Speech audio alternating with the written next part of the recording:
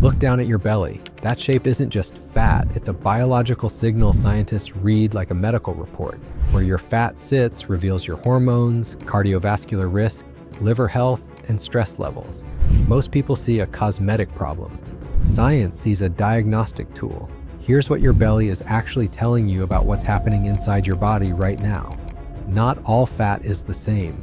Where fat sits matters more than how much you carry. Subcutaneous fat under your skin poses limited risk.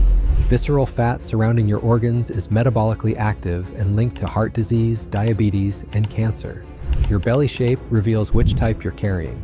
Science has identified 7 distinct belly patterns, each driven by specific hormones, metabolism, or lifestyle factors. Here's what each one means. The stress belly. The stress belly shows fat concentrated directly in the front of the abdomen, often hard or tight rather than soft.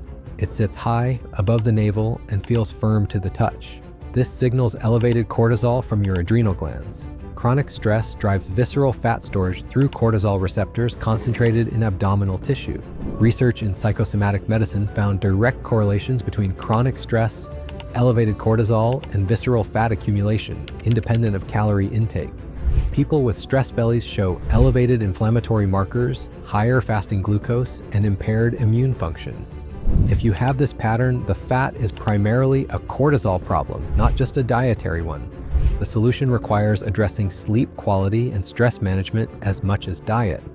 The hormonal belly, second. The hormonal belly shows fat accumulation sitting low on the abdomen, below the navel, often extending to hips and thighs. This pattern suggests estrogen dominance or thyroid disruption, significantly more common in women but appearing in men with elevated estrogen. Estrogen promotes lower body fat storage through alpha-2 adrenergic receptors in those regions. Estrogen dominance, increasingly common due to environmental estrogens from plastics and pesticides, accelerates lower abdominal fat. Thyroid dysfunction strongly associates with this pattern.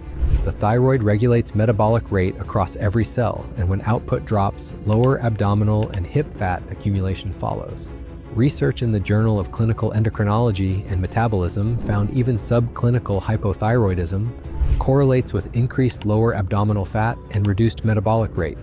If you recognize this pattern, a comprehensive hormone panel including thyroid function, estrogen, progesterone, and testosterone is essential. The liver belly. The liver belly protrudes predominantly in the upper right quadrant, creating an asymmetric appearance with fullness below the right rib cage. This signals an enlarged or fatty liver, non-alcoholic fatty liver disease affecting an estimated 25% of global adults. When the liver enlarges from fat accumulation or inflammation, it pushes the abdominal wall outward. This condition is driven by excess fructose, alcohol, and insulin resistance. It progresses silently through fat accumulation, inflammation, fibrosis, and cirrhosis without symptoms until advanced. A hepatology study found 80% of sufferers were unaware they had it, and abdominal shape change was one of the few external signs preceding clinical symptoms by years.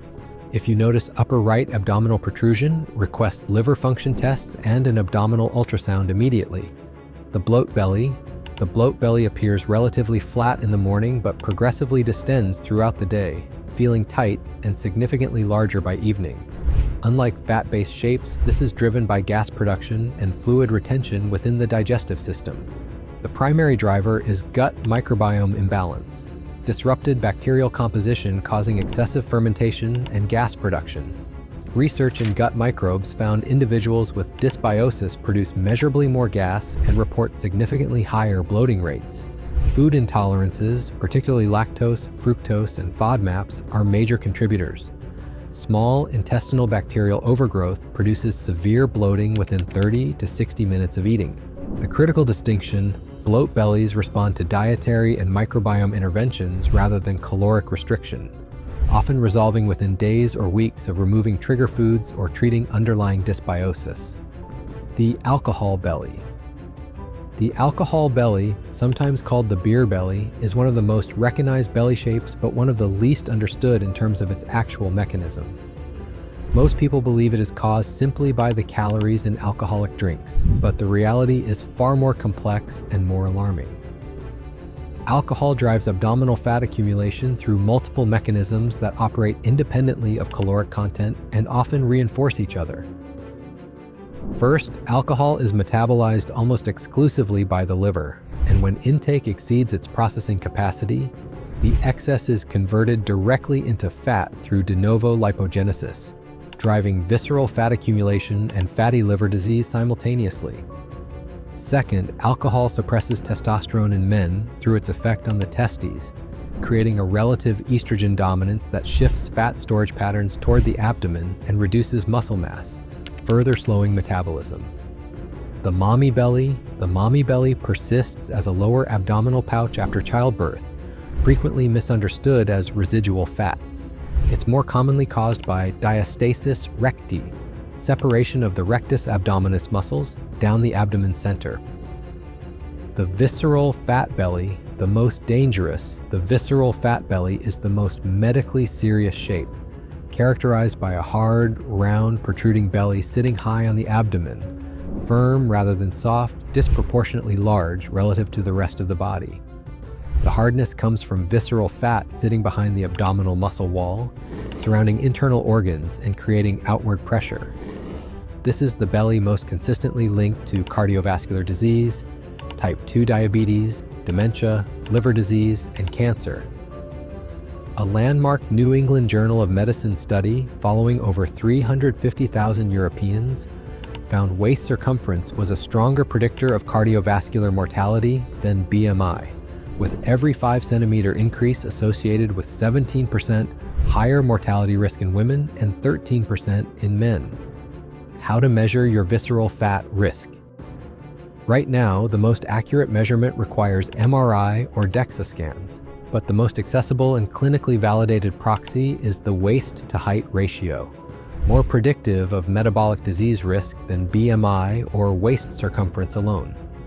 Measure your waist at the level of your navel and divide by your height using the same units. A ratio below 0.5 indicates low risk. Between 0.5 and 0.6 indicates moderate risk. Above 0.6 indicates high visceral fat burden and significantly elevated disease risk. Research in obesity reviews, analyzing data from over 300,000 individuals across 31 countries, found waist-to-height ratio was the single most accurate predictor of cardiovascular disease, type 2 diabetes, hypertension, and all-cause mortality, outperforming BMI in every analysis. The measurement takes 30 seconds, requiring only a tape measure and basic arithmetic.